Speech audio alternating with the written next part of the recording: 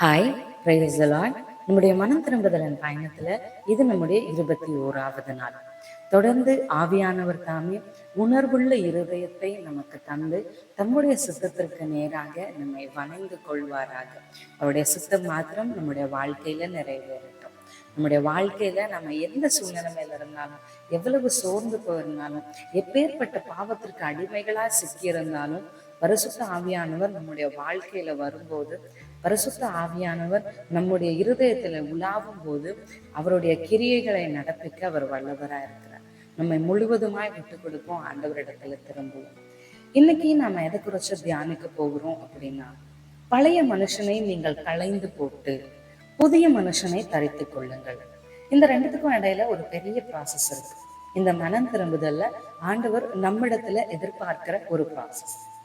எபேசியர் 4ஆம் அதிகாரத்துல நம்ம வாசித்தோம், முந்தின நடக்கைக்குரிய மோசம் போக்கும் இச்சைகளாலே கெட்டு போகிற பழைய மனுஷனை நீங்கள் களைந்து போட்டு உங்கள் உள்ளத்திலே புதிதான ஆவி உள்ளவர்களாகி மெய்யான நீதியிலும் பரிசுத்தத்திலும் தேவனுடைய சாயலாக சிருஷ்டிக்கப்பட்ட புதிய மனுஷனை தரித்துக் கொள்ளுங்கள். இந்த வசனத்தை தான் நம்ம வாசிக்கிறோம். அப்போ பழைய மனுஷன்ல இருந்து புதிய மனுஷனா நம்ம மாறுறது, அதை தரித்து கொள்றது, இந்த ப்ராசஸ் ஆண்டவர் நம்ம இடத்துல எதிர்பார்க்கிறார். அப்ப இதை நம்ம எப்படி செய்யணும்? நிறைய நேரத்துல நம்ம ஒரு பாவத்தை செய்யும் போது அல்லது ஒரு குற்றத்துல நம்ம தவறி விழும்போது அது நம்ம செஞ்சிட்டோமே அப்படின்ற ஒரு குற்ற உணர்ச்சி நமக்கு ஏற்படும்.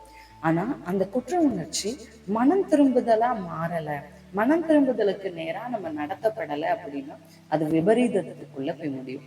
அதனாலதான் இங்க கொடுக்கப்பட்டிருக்கு, பழைய மனுஷனை நீங்கள் களைந்து போட்டு புதிய மனுஷனை தரித்துக் கொள்ளுங்கள்.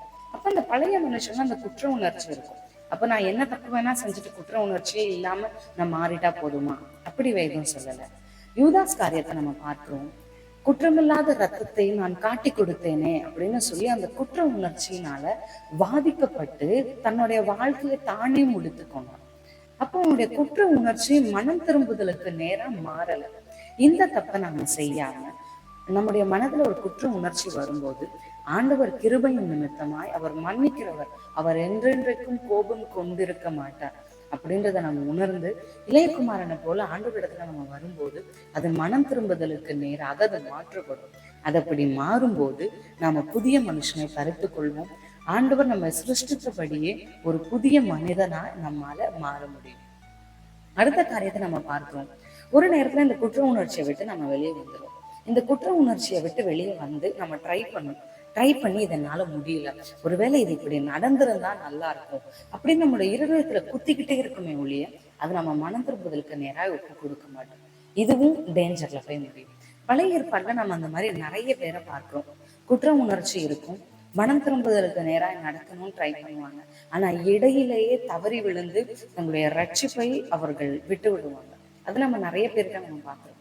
இந்த ரெண்டு தப்பையும் நம்ம செய்யாம எபேசியர் 4ஆம் அதிகாரத்துல இருக்கிறது போல பழைய மனுஷனை நாங்க களைந்து போட்டு புதிய மனுஷனை ஆண்டவருடைய பிரசன்னத்துல நாம கேட்டு தரித்துக் கொள்வோம். நம்ம ஏற்கனவே பார்த்தது போல புதிய இருதயத்தையும் புதிய ஆவியையும் நம்ம உண்டு பண்ணிக்கொள்ளணும். தொடர்ந்து ஆவியானவர் நம்மை நடத்துவாராக. என்னையும் உங்களுடைய ஜெபங்களை நினைவு கொள்ளுங்க. நாளைக்கு சந்திப்போம். May God bless you.